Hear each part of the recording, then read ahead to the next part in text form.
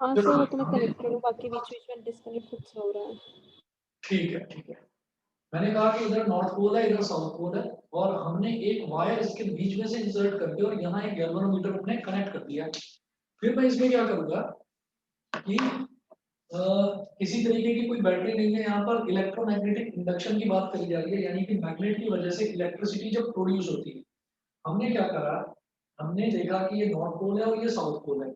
तो जब electromagnetic induction की बात होती है तो फ्लेमिंग का लेफ्ट हैंड रूल काम नहीं आता, फ्लेमिंग का राइट हैंड रूल काम आता है, मतलब फिंगर्स को इस तरह से स्ट्रेच करना है।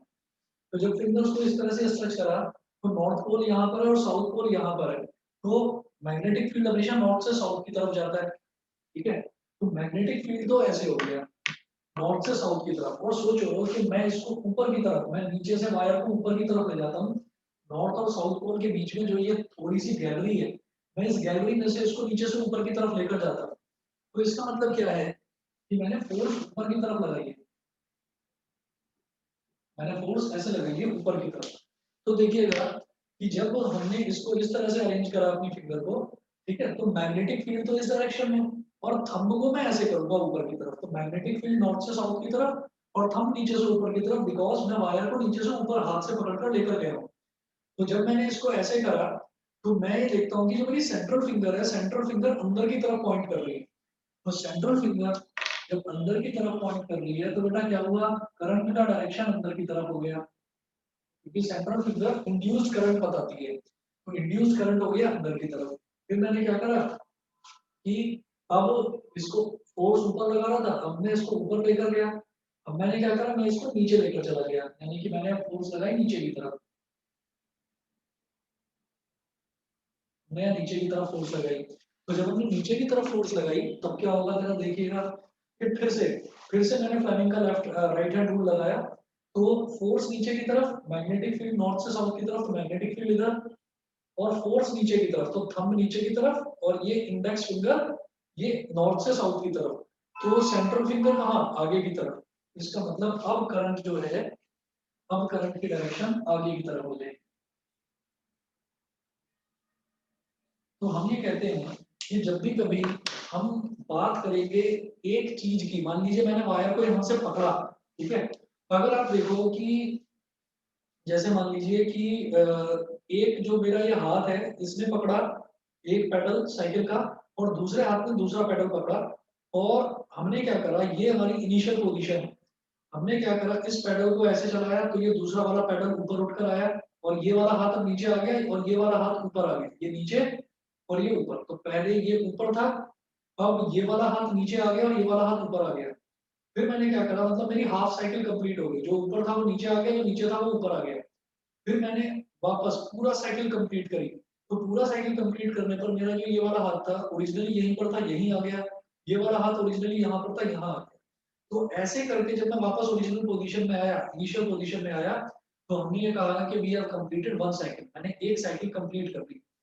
वही चीज यहाँ पर ऑल्टरनेटिंग करंट में है, कि ऑल्टरनेटिंग करंट में जब हम एक साइकिल कंप्लीट करते हैं, एक साइकिल का मतलब क्या, कि इनिशियली वायर नीचे था, नीचे से मैं उसको ऊपर लेकर गया तो करंट की डायरेक्शन अंदर की तरफ हो गई, फिर मैं उसको ऊपर से नीचे की तरफ लाया तो करंट की डायरेक्शन बाहर की तरफ हो गई। तो इससे क्या समझ में आता है कि ओरिजिनल पोजीशन इसकी वायर की कहाँ थी, नीचे, नीचे से ऊपर गया, ऊपर से नीचे आया, यानी कि एक साइकिल कंप्लीट हो गई। नीचे से ऊपर गया तब डायरेक्शन अंदर थी, ऊपर से नीचे आया तब डायरेक्शन बाहर थी। तो एक साइकिल में जब करंट दो बार अपनी डायरेक्शन बदलता है तो उसको, ऐसे करंट को हम बोलते हैं ऑल्टरनेटिंग करंट। देखिए करंट के मैग्नीट्यूड पर कोई फर्क नहीं पड़ेगा, magnitude will remain the same, लेकिन वो अपनी डायरेक्शन चेंज करेगा, एक बार अंदर की तरफ एक बार बाहर की तरफ। तो this is the main concept of alternating current, कि वो करंट जो बार बार अपनी डायरेक्शन बदलता है। अब एक बेसिक सा क्वेश्चन जो आप दोनों को पता ही होगा कि हम घरों में ऑल्टरनेटिंग करंट यूज क्यों करते हैं। घरों में ऑल्टरनेटिंग करंट यूज करने का एक बेसिक फंडा होता है, डायरेक्ट करंट जो है वो कभी भी अपनी डायरेक्शन चेंज नहीं करता, लेकिन जो ऑल्टरनेटिंग करंट है, ऑल्टरनेटिंग करंट डायरेक्शन चेंज करेगा। कैसे, अगर मान लीजिए हम नॉर्मली बात करें सर किस में तो, यूज करते हैं? है जी, किस में यूज करते हैं एसी? एसी घरों में और डोमेस्टिक यूजेस, अच्छा, घर में, ठीक है। है ना। तो ये भी एक कॉमन क्वेश्चन है, हालांकि एक नंबर का आता है कि क्यों यूज करा जाता है। देखिए ऐसा होता है कि अगर मान लो मैं इलेक्ट्रिसिटी की बात करूं तो इलेक्ट्रिसिटी क्या होती है? इलेक्ट्रिसिटी होती है फ्लो ऑफ इलेक्ट्रॉन्स। इलेक्ट्रॉन्स का फ्लो होगा तो इलेक्ट्रिसिटी यानी कि करंट फ्लो करेगा। तो इलेक्ट्रॉन्स का फ्लो नहीं होगा तो करंट फ्लो नहीं करेगा, ये होता है। तो इलेक्ट्रॉन्स जो है वो भी तो एक पार्टिकल है ना? इतने छोटे पार्टिकल है, इतने छोटे पार्टिकल है कि हम उनको खुली आंखों से नहीं देख पाते। इलेक्ट्रॉनिक माइक्रोस्कोप से देखेंगे तभी इलेक्ट्रॉन नजर आएगा, नहीं तो नहीं नजर आएगा। तो आप ये देखो कि इलेक्ट्रॉन्स का फ्लो हो रहा है, इलेक्ट्रॉन्स का फ्लो हो रहा है तो करंट फ्लो कर रहा है। एक बार करंट आगे की तरफ, एक बार करंट पीछे की तरफ, एक बार आगे की तरफ, एक बार पीछे की तरफ, तो इलेक्ट्रॉन्स का फ्लो है, तो मोशन है ना। इसी तरीके से अगर मान लीजिए ये एक फ्लैट सरफेस है, इफ इस फ्लैट सरफेस पर मैं दौड़ना शुरू करता हूँ, मैं ऐसे जाता हूँ आगे और फिर यार रुकूंगा और फिर अपनी डायरेक्शन चेंज करूंगा, तो देयर इज नो प्रोसेस कि जिसमें मैं ऐसे दौड़ता हुआ अचानक पीछे आ जाऊं। एक इंस्टेंट के लिए मुझे रुकना ही पड़ेगा। मैं ऐसे जाऊंगा फिर रुकूंगा फिर वापस, फिर ऐसे रुका फिर आगे, फिर रुका फिर पीछे, फिर रुका फिर आगे, फिर रुका फिर पीछे। तो मैं एक इंस्टेंट के लिए रुकूंगा जरूर, जो भी मेरा मोशन है। तो क्या होता है कि जब हम करंट की बात करते हैं तो ऑल्टरनेटिंग करंट घरों में इसीलिए होता है कि करंट जैसे ही अपनी डायरेक्शन चेंज करता है तो एक इंस्टेंट के लिए, एक पल के लिए करंट जीरो हो जाता है। और जब करंट जीरो हो जाता है, बाई चांस गलती से मैं एक छोटा बच्चा हूँ और मुझे नहीं पता है कि ये जो लाइव वायर है ये खतरनाक है, इसके अंदर करंट फ्लो कर रहा है, मैंने गलती से उस लाइव वायर को पकड़ लिया, तो अगर वो डायरेक्ट करंट है जो अपनी डायरेक्शन चेंज नहीं करता तो मैं मर जाऊंगा वहां पर, फिर बचने का कोई चांस नहीं है। लेकिन ऑल्टरनेटिंग करंट में क्या है कि वो अपनी डायरेक्शन बार बार चेंज करता है, तो जब वो अपनी डायरेक्शन चेंज करेगा तो एक पल के लिए, एक इंस्टेंट के लिए करंट जीरो हो जाएगा। जैसे ऐसे ऐसे इलेक्ट्रॉन्स फ्लो करे तो एकदम रुके और फिर वापस आए, फिर रुके फिर वापस गए, ऐसे। तो जैसे ही इस इंस्टेंट पर करंट जीरो हुआ, तुरंत रिफ्लेक्स एक्शन से, झटके से मैं अपना हाथ पीछे खींच लूंगा, ठीक है ना? तो ये जो प्रोसेस होता है, इस प्रोसेस की वजह से या ऑल्टरनेटिंग करंट जो है वो एक पल के लिए जीरो हो जाता है और फिर दूसरी डायरेक्शन में डायरेक्शन चेंज होती है, फिर दोबारा से एक इंस्टेंट के लिए वो जीरो हो जाता है, फिर अपनी डायरेक्शन चेंज करता है। तो इस वजह से एक छोटा सा इंस्टेंट मिल जाता है, जिस इंस्टेंट पर करंट जीरो होता है तो हम झटके से अपना हाथ पीछे कर देते हैं। अगर मान लीजिए कोई बहुत बड़ा कंटेनर है जो गर्म है, उस गर्म कंटेनर को जब मैं छूऊंगा तो मैंने ये कहा कि मेरी समझ वो इतनी तेजी से काम नहीं करती by reflex action. Reflex action ये है कि जैसे ही मैं उसको टच करूंगा एकदम से झटके से मैं अपना हाथ पीछे खींच लूंगा। तो this is reflex action, something which is not acceptable to my body. उसके लिए मेरी जो आर्म्स हैं वही दिमाग का काम करती है, यहीं पर इम्पल्सेस यहीं पर काम कर लेती है कि दिमाग तक जाएंगी फिर दिमाग वापस इम्पल्स देगा, नहीं, वो एकदम काम कर लेती है। तो वही चीज है करंट के केस में भी, current is not acceptable to human body, तो जैसे ही करंट जीरो होगा झटके से हम हाथ हटा लेंगे।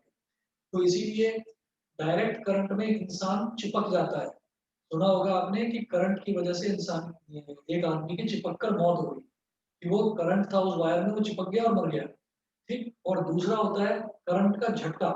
तो झटका लगता है हमेशा, ऑल्टरनेटिंग करंट में झटका वही है कि जैसे ही इंस्टेंट पर आपकी करंट की वैल्यू जीरो हुई तो झटके से आपने हाथ पीछे खींचा, तो दैट इज झटका।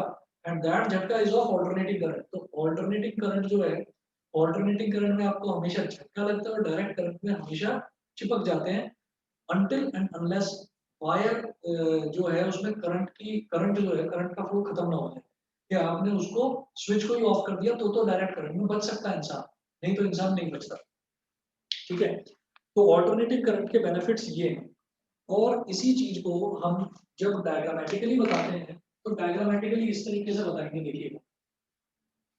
हम जब करंट को स्टडी करेंगे ना तो हम ये कहेंगे कि alternating current is a continuously changing current. तो चेंजिंग करंट का मतलब याद रखिएगा, उसका मैग्नीट्यूड चेंज नहीं होता, उसकी डायरेक्शन चेंज होती है, ठीक है। तो जरा देखो कैसे।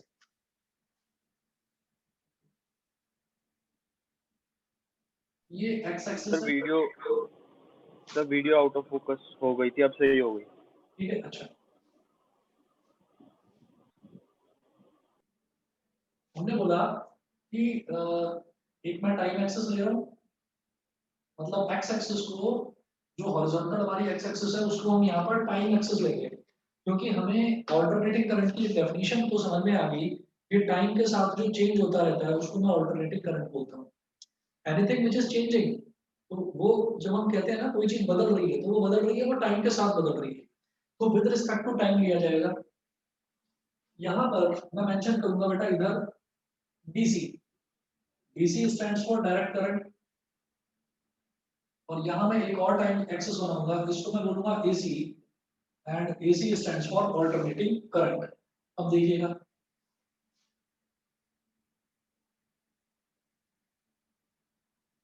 कॉमन, मैंने वाई एक्सिस कॉमन बनाया, वाई एक्सिस पर हम क्या दिखा रहे हैं, एक तरफ डीसी और एक तरफ एसी। डीसी क्या होता है, डीसी की एक पर्टिकुलर वैल्यू होती है और वो चेंज नहीं होती, ये ऐसे ही चलता रहता है। तो डीसी का ना मैग्नीट्यूड और ना डायरेक्शन, कोई चेंज नहीं होता। मैंने बोल दिया करंट हमारा यहाँ पर मान लीजिए आई है ना, तो ये कंटिन्यूअसली आई ही रहेगा, टाइम बढ़ता जाए, करंट चेंज नहीं होने वाला। अच्छा, अब बात करते हैं ऑल्टरनेटिंग करंट की। ऑल्टरनेटिंग करंट साइनोसॉइडल वेव की तरह चलता है ऐसे,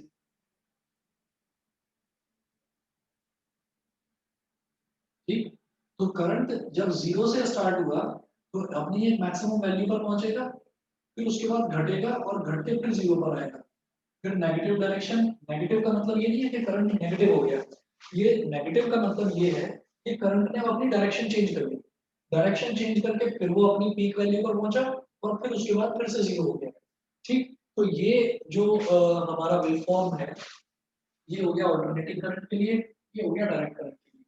तो आप ये देख रहे हैं कि हर इंस्टेंट पर करंट अपनी वैल्यू चेंज कर रहा है, यहाँ पर कुछ और, टाइम t1 पर वैल्यू कुछ और, t2 पर कुछ और अगर ये t3 है तो t3 पर जीरो, अगर ये t4 है तो t4 पर कुछ और, t5 पर कुछ और, ठीक है। तो ये अलग अलग वैल्यूज हो गई, ये हो सकता है छोटा लिख रहा हूं मैं, t1 t2 t3 t4 t5, मतलब टाइम की हर वैल्यू पर करंट की अलग वैल्यू मिल रही है। देखो t1 पर करंट की वैल्यू ये है, t2 पर करंट की वैल्यू ये है, t3 पर करंट की वैल्यू जीरो, t4 पर ये, t5 पर ये, है ना।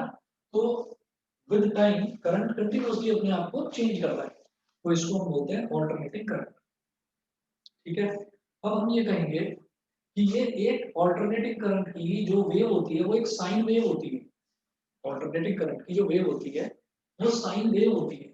अब हमने एक चीज देखी कि जो हमारा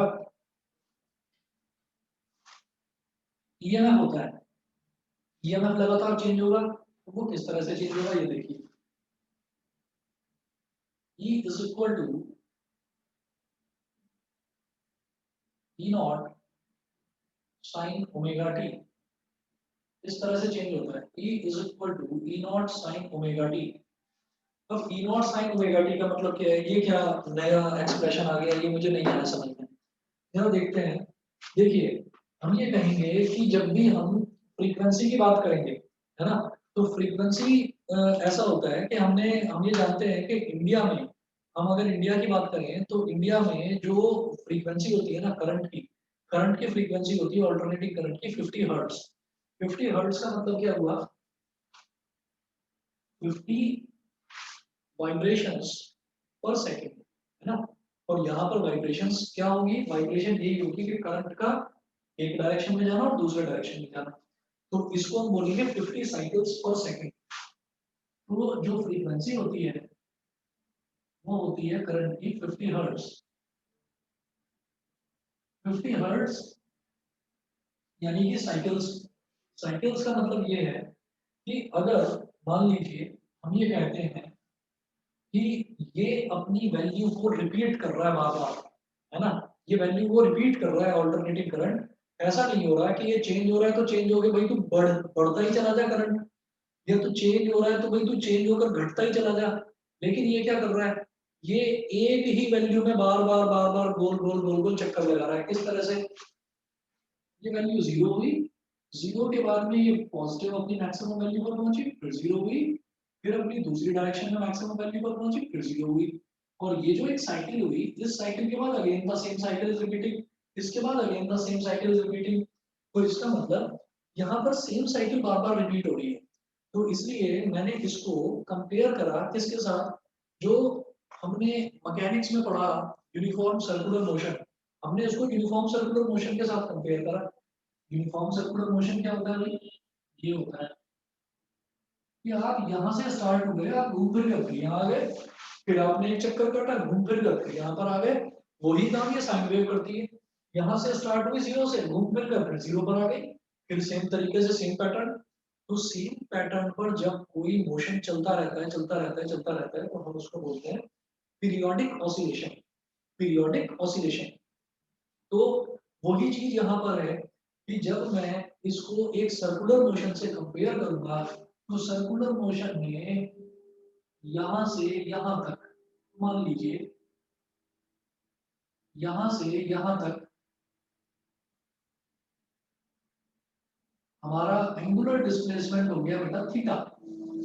यहां से यहां तक एंगुलर डिस्प्लेसमेंट हो गया थीटा। मैं आपको ये एक्सप्लेन कर रहा हूं कि E is equal to e naught sine omega t का मतलब क्या है। ठीक, ये हो गया थीटा। अब मान लीजिए कि इस पॉइंट से लेकर और इस पॉइंट तक जाने में, इस पॉइंट से इस पॉइंट तक जाने में जो हमारी एंगुलर वेलोसिटी रही ना, वो एंगुलर वेलोसिटी रही ओमेगा, और यहाँ से यहाँ तक जाने में टाइम टेकन रहा टी। ठीक है, तो ये एंगुलर डिस्प्लेसमेंट है, ये एंगुलर वेलोसिटी या जिसको आप रेडियल वेलोसिटी बोलते हैं, और ये है टाइम टेकन। तो radial velocity, radial velocity is equal to angular displacement upon time taken, upon time taken. और रेडियल वेलोसिटी क्या होती है बेटा? ओमेगा। एंगुलर डिस्प्लेसमेंट क्या होता है? थीटा। टाइम टेकन क्या होता है? टी। इसको मल्टीप्लाई कर दो, तो थीटा की वैल्यू क्या आ गई? Omega T. हम ये कहेंगे कि हमने जो अब तक पढ़ा है ना, ये कौन सी कहानी समझा रहे हैं उनको, हमने जो अब तक पढ़ा है वो ये पढ़ा है कि जो साइन होता है ना, या कॉस होता है या टैन होता है, वो किसी एंगल का निकाला जाता है। तो सर ये ओमेगा टी कहाँ से आ गया? तो ये ओमेगा टी यहाँ से आ गया। ओमेगा टी का मतलब ही एंगल है। ठीक है, तो ओमेगा टी से ये मत समझिएगा कि हम टाइम का साइन कैसे निकाल रहे हैं, या ओमेगा इंटू टी का साइन कैसे निकाल रहे हैं। तो याद रखिए, ओमेगा टी मतलब एंगुलर डिस्प्लेसमेंट, एंगुलर डिस्प्लेसमेंट मतलब एंगल। तो ये जो थीटा होता है एंगुलर डिस्प्लेसमेंट, इसको हम हमेशा रेडियन में लेते हैं। ठीक है, तो हमने ये देखा कि ऑल्टरनेटिंग करंट प्योरली डिपेंड करता है एक साइन वेव पर। और वो किस तरीके से डिपेंड करेगा? साइन वेव जैसे जैसे चलती रहेगी वैसे वैसे हमारा ऑल्टरनेटिंग करंट भी चेंज होता रहेगा। ठीक है, दूसरा हम ये कहते हैं कि ओम्स लॉ में हम ये देख चुके हैं, V is equal to I R, ये हम देख चुके हैं। तो बेटा V जो है it is analogous to EMF, है ना। अगर मान लीजिए मैं किसी सर्किट की या किसी वोल्टेज सोर्स यानी कि बैटरी के, मैं इंटरनल पोटेंशियल डिफरेंस की बात कर रहा हूँ, तो that internal potential difference is called EMF. तो मैं E is equal to I R भी बोल देता हूँ कई केसेस में, है ना। तो यहाँ पर क्या समझ में आता है कि हमारा जो E है it is directly proportional to I। ठीक, हमारा जो E है वो I के डायरेक्टली प्रोपोर्शनल है। तो वही चीज हम यहाँ पर देखेंगे कि अगर करंट साइनसॉइडली वेरी कर रहा है, alternating current as per the definition, अगर वो साइनसॉइडली वेरी करेगा तो ई भी साइनसॉइडली वेरी करेगा। तो हम इसको बोलेंगे ई को alternating EMF, alternating EMF of AC is E is equal to E naught sin omega t। एक तो ये हो गया, है ना। अब ये E naught क्या है? E naught where E naught maximum EMF, maximum EMF कब होगा? जब हमारा ओमेगा टी यानी कि थीटा जब ये 90 डिग्री हो जाएगा, when omega t is equal to pi by 2। ये पाई बाय 2 हो जाएगा तो आप समझ गए होंगे साइन पाई बाय 2 1 होता है, तो E is equal to E naught. तो क्योंकि टोटली साइन पर डिपेंड कर रहा है, तो साइन की वैल्यू जब +1 होगी हमारा ईएमएफ मैक्सिमम तभी होगा, है ना। ये करने के बाद में हम ये कहेंगे कि as we know that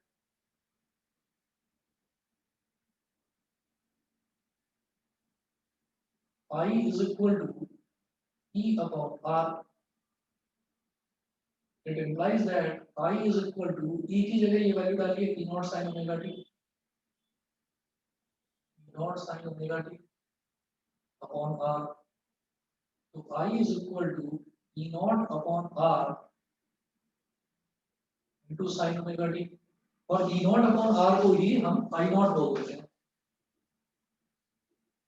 I is equal to I not sine omega t. तो this is my alternating EMF and this is my alternating current. ठीक, तो मेरे को बिल्कुल बेसिक ये बता दीजिए कि अब जब भी कभी मैं ऑल्टरनेटिंग करंट की बात करूंगा तो मैं ये इक्वेशन लेकर चलूंगा I is equal to I not sine omega t. ये क्लियर है दोनों को? हाँ जी सर। ऑल्टरनेटिंग करंट या ऑल्टरनेटिंग ईएमएफ दोनों की अगर मैं बात करूंगा तो alternating EMF is E is equal to E naught sine omega t, ये दिमाग में बैठा लो, और I is equal to I not sine omega t. ठीक है, तो दिमाग में दोबारा से ये सवाल नहीं आना चाहिए कभी भी कि ये ओमेगा टी यहाँ पर क्यों है, ये आपको समझ में आ गया। साइन यहाँ पर क्यों है, बिकॉज साइन के हिसाब से ही ऑल्टरनेटिंग करंट चलता है और डायरेक्टली प्रोपोर्शनल है उसके, मतलब जैसे जैसे साइन ट्रेवल करेगा वैसे वैसे ही हमारा करंट की वैल्यू सॉरी डायरेक्शन चेंज होगी। ठीक, ये तो हमारा ऑल्टरनेटिंग करंट हो गया। अब ऑल्टरनेटिंग करंट में जब हमने कहा कि जो ओमेगा टी है ये कैसे निकला, theta is equal to omega t से हमने ये थीटा की वैल्यू निकाली। ठीक है जी, अब मैं क्या करूंगा, ये मिटा रहा हूं इधर से।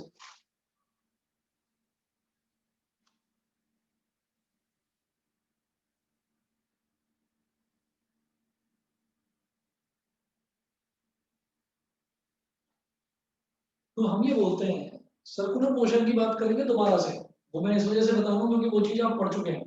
सर्कुलर मोशन में हम ये कहते हैं कि एक जो बॉडी है वो यूनिफॉर्म सर्कुलर मोशन फॉलो कर रही है।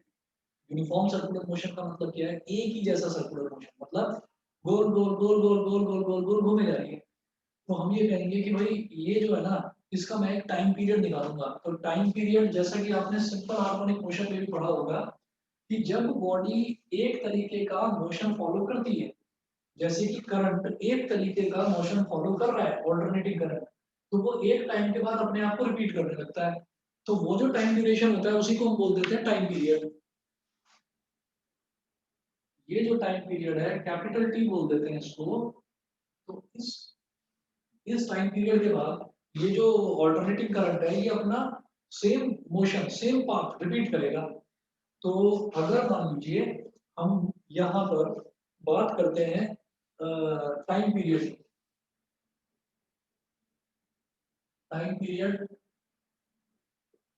ऑफ एसी, अगर मैं एसी के टाइम पीरियड की बात करता हूँ तो सीधी सीधी बात है भाई capital t is equal to 1/f होता है, ये हम लोग जानते हैं। Time period capital t is equal to 1/f होता है। दूसरा दूसरा फंडा क्या है, दूसरा फंडा ये है कि मैंने ओमेगा टी निकाला बेटा, ओमेगा टी क्या है, थीटा। कैसे निकाला, इसको कंपेयर करा सर्कुलर मोशन के साथ में। सर्कुलर मोशन में हम ये जानते हैं कि हमने इस तरीके से एंगुलर डिस्प्लेसमेंट निकाला theta.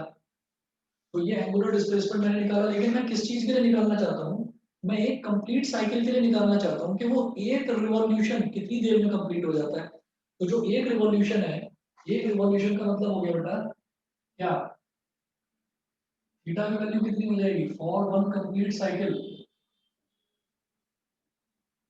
For one complete 360। Cycle theta की वैल्यू हो जाएगी 2 pi is equal to omega. और जो ये कैपिटल ये जो स्मॉल टी है, एक कंप्लीट साइकिल के लिए मतलब एक रिवॉल्यूशन कंप्लीट करने के लिए, यानी कि एक साइकिल कंप्लीट करने के लिए जो टाइम लगता है कैपिटल टी। मैं कैपिटल टी बोल देता हूँ। तो ये हो गया कैपिटल टी।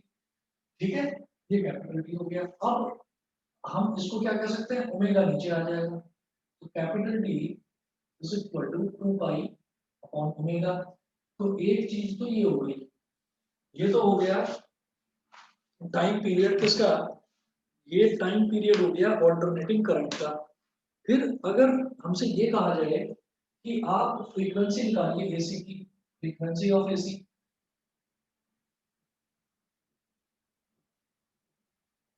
तो हमने ये जाना है कि टाइम पीरियड और फ्रीक्वेंसी में ये रिलेशन होता है, t is equal to 1/f। तो f कितना हो गया 1/t, f is equal to 1/t, है ना। तो यहां से हम ये कह देंगे कि f is equal to 1/t, मतलब इसका रेसिप्रोकल, तो f is equal to omega upon 2 pi. ठीक है, और एक मतलब मोस्ट कॉमन जो इनका रिलेशन है, जो हम याद रखते हैं आगे न्यूमेरिकल्स को सॉल्व करते टाइम भी, कि omega is equal to 2 pi f होता है। और याद रहे ओमेगा की जो यूनिट होगी वो होगी रेडियन पर सेकंड, और जो फ्रीक्वेंसी है, फ्रीक्वेंसी की यूनिट होगी हर्ट्ज। ठीक है, हर्ट्ज। आरपीएस, दोबारा बताइए। आरपीएस भी होती है शायद सिर्फ फ्रीक्वेंसी बिल्कुल की। सही, आरपीएस। आरपीएस का मतलब होता है revolution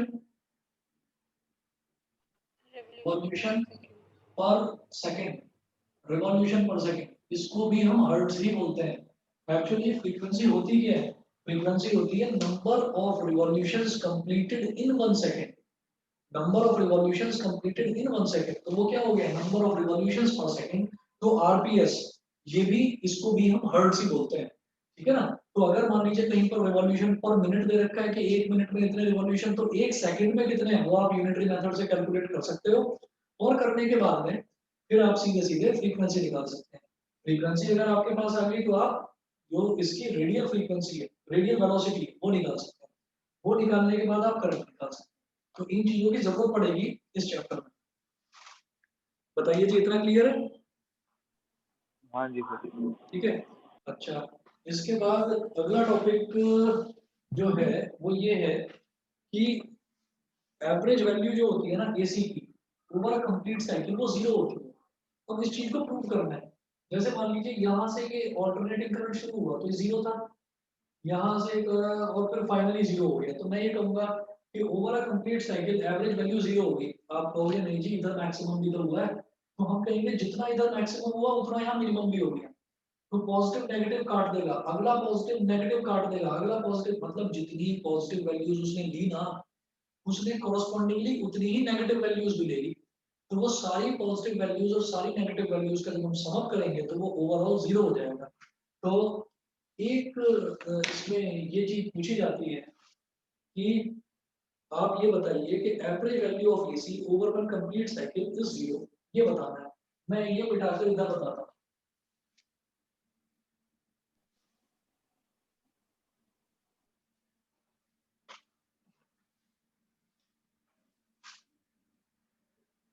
average value of sir AC. इस वीक में मैग्नेटिक यूनिट का टेस्ट ले लो। हाँ, मैंने टेस्ट अभी तक ना, सही बताऊं, मैंने अभी तक फिजिक्स का एक भी टेस्ट नहीं लिया है।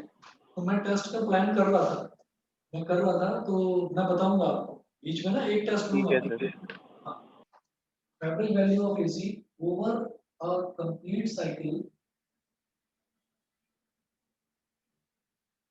Is zero.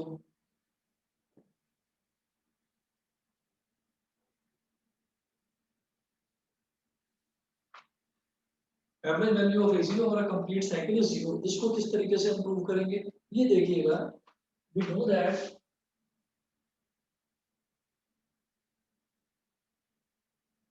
AC is defined as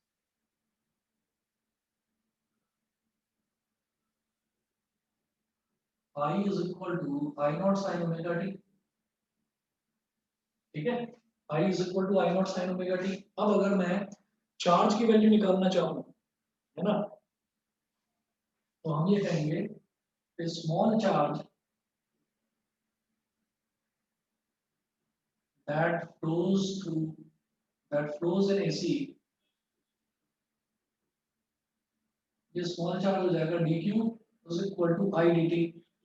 मैं जानता हूँ ना करंट क्या होता है, चार्ज पर यूनिट टाइम। तो dq by dt की वैल्यू क्या होती है, I होती है। तो dq is equal to I dt हो गया। तो dq is equal to I की वैल्यू डालिए यहाँ पर, I not sin omega t, I not sin omega t dt। ये हो गया, ठीक है। अब मैं चार्ज की बात करता हूँ यहाँ पर कि अगर मैं ओवरऑल चार्ज निकालना चाहूँ, क्योंकि करंट क्या होता है, करंट फ्लो ऑफ चार्जेस ही तो होता है, फ्लो ऑफ इलेक्ट्रॉन्स, इलेक्ट्रॉन्स क्या है, चार्जेस ही तो है। तो मैं क्यू क्या करूंगा, क्यू हो जाएगा इंटीग्रेशन ऑफ डी क्यू, दोनों तरफ इंटीग्रेट करेंगे तो integration of I naught sine omega t dt, I naught is a constant, बाहर निकालो, q is equal to I naught बाहर आ गया, और इंटीग्रेशन लिमिट्स लगाऊंगा। देखिए साइन ओमेगा टी है, साइन ओमेगा टी का मतलब क्या है कि जो हमारा ओमेगा टी है उसकी वैल्यू कहां से कहां तक जानी है ये देखना है मेरे को जरा।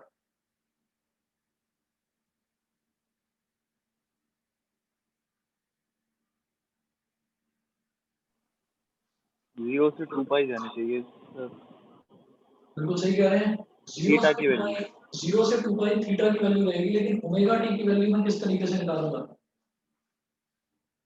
थीटा की वैल्यू 0 से 2 पाई गई, ठीक है, और मैं यहाँ पर किसके रिस्पेक्ट में इंटीग्रेट कर रहा हूँ, वो तो देखो टी के रिस्पेक्ट में। तो थीटा तो मान लिया 0 से 2 पाई, लेकिन टी कितना जा रहा है, 0 से लेकर और कैपिटल टी तक, यहाँ टाइम पीरियड कितना है, कैपिटल टी, ठीक है। हाँ क्योंकि सर। टी के रिस्पेक्ट में इंटीग्रेट कर रहा हूँ तो omega will be treated like a constant. तो देखना ये 0 से कैपिटल टी और साइन ओमेगा टी dt, अच्छा q is equal to I naught as it is, जब मैं साइन को इंटीग्रेट करूंगा तो ये हो जाएगा minus cos omega t upon omega, और लिमिट क्या है 0 से capital T, omega is a constant, बाहर निकालो, ये हो गया माइनस भी बाहर निकाल लो, minus I not upon omega. अब वैल्यू कैपिटल टी की डालेंगे यहाँ पर केवल स्मॉल टी में, ये हो गया minus cos omega capital T, minus minus नहीं प्लस, माइनस को बाहर ले चुका, माइनस कॉस 0, ठीक है, ये हो गया। तो जब ये वैल्यू मेरे पास आई है तो अब मैं इसमें क्या करूंगा जरा देखिएगा, minus I not upon omega cos omega T minus cos 0 क्या है 1 है। अब देखिएगा मैं बात किस चीज की कर रहा हूँ, over a complete cycle, over a complete cycle. तो ओवर अ कंप्लीट साइकिल जब हम ओमेगा की बात करेंगे, ओवर अ कंप्लीट साइकिल, तो ओमेगा कितना हो जाएगा, आप ये चेक करिए बस कितना, कि ओवर अ कंप्लीट साइकिल,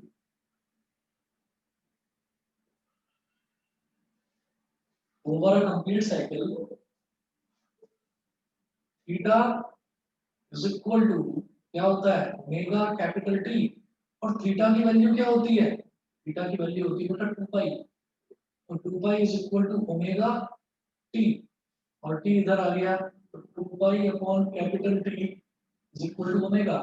तो ओमेगा की जगह 2 पाई अपॉन कैपिटल टी डाल दो, तो q इज इक्वल टू minus I not upon omega cos, omega की जगह डालिए 2 pi upon capital t, pi upon capital t multiplied by t, t से टी कैंसिल आउट हो गया -1, cos 2 पाई की वैल्यू भी, cos 2 पाई मतलब 0 के बराबर ही होता है cos 0, तो cos 0 क्या होता है वो भी 1 होता है, तो q is equal to minus I naught upon omega cos 2 pi is 1, 1 minus 1 0, तो q की वैल्यू 0 आ गई, therefore I is equal to q upon t, यानी कि 0 upon t मतलब 0। तो over a complete cycle, over a complete cycle हमारा जो alternating current होता है I वो 0 होता है। बताइए जी समझ में आ गया, हाँ सर। ठीक है।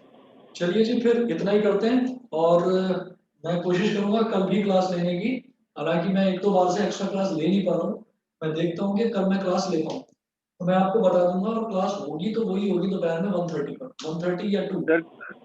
सर कल आपके पास क्या आधा घंटा है, मुझे ईएमआई के डाउट्स पूछने हैं।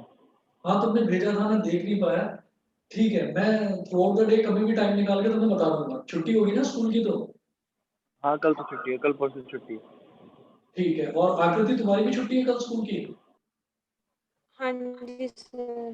ठीक है, अगर मुझे 11-12 बजे के करीब भी टाइम मिला तो आकर पहले तुम्हारे डाउट्स बता दूंगा, फिर क्लास ले लूंगा फिजिक्स की। ठीक है सर। ठीक है, चलिए जी, फिर आज के लिए इतना ही। ओके।